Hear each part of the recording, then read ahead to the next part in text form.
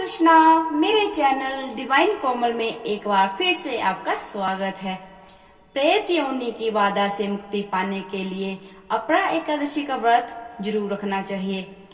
हिंदू धर्म में सभी व्रतों में से एकादशी का व्रत सबसे कठिन होता है। हर माह के दोनों पक्षों में एकादशी का व्रत आता है। ज्येष्ठ माह में पड़ने वाली एकादशी को अपरा एकादशी के नाम से जाना जाता है। इस साल अपरा एकादशी 26 मई के दिन पड़ रही है। इसे अचला एकादशी के नाम से भी जाना जाता है। एकादशी के व्रत में भगवान विष्णु और माँ लक्ष्मी की पूजा करने से उनकी कृपा प्राप्त होती है। भक्तों के सभी दुख दूर होते हैं और भगवान श्री हरि प्रसन्न होकर उनकी सभी मनोकामनाएं पूरी करते हैं। ज्येष्ठ माह में भगवान विष्णु की पूजा को बहुत शुभ और विशेष फलदायी माना गया है। ज्येष्ठ माह के कृष्ण पक्ष में पड़ने वाली एकादशी को ज्येष्ठ कृष्ण एकादशी के नाम से भी जाना जाता है। एकादशी की तिथि 25 मई बुधवार सुबह 10:32 से आरंभ होगी और 26 मई 2022 गुरुवार सुबह 10:54 पर तिथि का समापन होगा। उदय तिथि के अनुसार अपरा एकादशी का व्रत 26 मई के दिन रखा जाएगा। व्रत के पारण का समय 27 मई शुक्रवार प्रातः 5:30 से लेकर 8:05 तक है। धार्मिक ग्रंथों के अनुसार अपरा एकादशी का व्रत रखने वाले व्यक्ति को जीवन के सभी सुखों की प्राप्ति होती है। इस दिन भगवान विष्णु की विधि विधान से पूजा की जाती है। इस दिन विधि पूर्वक व्रत करने से व्यक्ति प्रेत योनि से मुक्ति पाता है। वहीं इसे मोक्षदायिनी भी कहा जाता है। इस व्रत को रखने से मृत्यु के बाद व्यक्ति को मोक्ष की प्राप्ति होती है। भगवान विष्णु और माँ लक्ष्मी की कृपा से व्यक्ति को अपाप पुण्य लाभ मिलता है। आइए जानते हैं अपरा एकादशी व्रत की कथा। पौराणिक कथा के अनुसार युधिष्ठिर ने कृष्ण से कहा, हे भगवान, ज्येष्ठ कृष्ण एकादशी का क्या नाम है तथा उसका महात्म्य क्या है, सो कृपा कर कहिए। भगवान श्री कृष्ण कहने लगे कि हे राजन, ये एकादशी अचला तथा अपरा 2 नामों से जानी जाती है। पुराणों के अनुसार ज्येष्ठ कृष्ण पक्ष की एकादशी अपरा एकादशी है, क्योंकि ये अपार धन देने वाली है। जो मनुष्य इस व्रत को करते हैं वे संसार में प्रसिद्ध हो जाते हैं। इस दिन त्रिविक्रम की पूजा की जाती है। अपरा एकादशी के व्रत के प्रभाव से ब्रह्म हत्या, भूत योनि, दूसरे की निंदा आदि सब पाप दूर हो जाते हैं। इस व्रत के करने से पर स्त्री गमन, झूठी गवाही देना, झूठ बोलना, झूठे शास्त्र पढ़ना या बनाना, झूठा ज्योतिष बनना तथा झूठा वैद बनना आदि सब तरह के पाप नष्ट हो जाते हैं।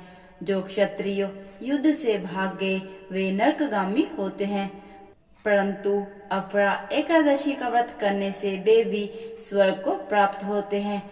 जो शिष्य गुरु से शिक्षा ग्रहण करते हैं फिर उनकी निंदा करते हैं वे अवश्य नरक में पड़ते हैं, मगर अपरा एकादशी का व्रत करने से वे भी इस पाप से मुक्त हो जाते हैं। जो फल तीनों पुष्कर में कार्तिक पूर्णिमा को स्नान करने से या गंगा तट पर पितरों को पिंड दान करने से प्राप्त होता है।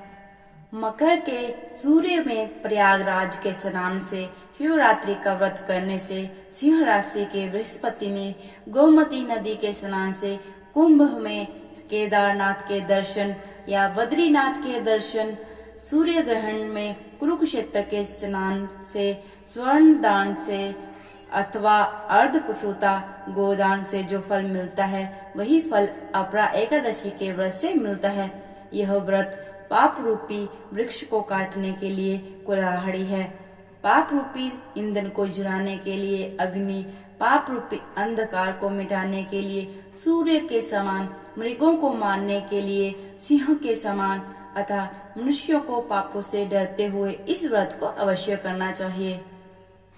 अपरा एकादशी का व्रत तथा भगवान का पूजन करने से मनुष्य सब पापों से छूटकर विष्णु लोक को जाता है। इस प्रचलित कथा के अनुसार प्राचीन काल में महिध्वज नामक एक धर्मात्मा राजा थे। उसका छोटा भाई ब्रजध्वज बड़ा ही क्रूर, अधर्मी तथा अन्यायी था। वह अपने बड़े भाई से द्वेष रखता था।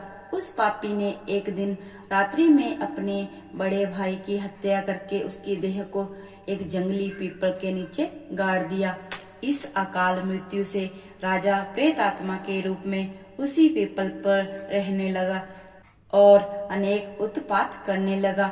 एक दिन अचानक धौम्य नामक ऋषि उधर से गुजरे। उन्होंने प्रेत को देखा और तपोबल से उसके अतीत को जान लिया।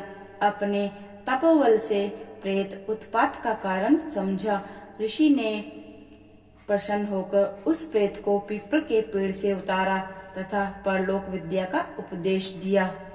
दयालु ऋषि ने राजा की प्रेत योनि से मुक्ति के लिए स्वयं ही अपरा एकादशी का व्रत किया और उसे अगति से छुड़ाने को उसका पुण्य प्रेत को अर्पित कर दिया। इस पुण्य के प्रभाव से राजा की प्रेत योनि से मुक्ति हो गई। वह ऋषि को धन्यवाद देता हुआ दिव्य देह धारण कर पुष्पक विमान में बैठकर स्वर्ग को चला गया। हे राजन, ये अपरा एकादशी की कथा मैंने लोकहित के लिए कही है। इसे पढ़ने अथवा सुनने से मनुष्य सब पापों से छूट जाता है। तो दोस्तों, आज की ये वीडियो में जो अपरा एकादशी व्रत की कथा है, इसके बारे में आपकी क्या राय है? अगर वीडियो आपको पसंद आए तो चैनल को सब्सक्राइब कीजिएगा। स्वस्थ रहिए, सकुशल रहिए। हरे कृष्णा।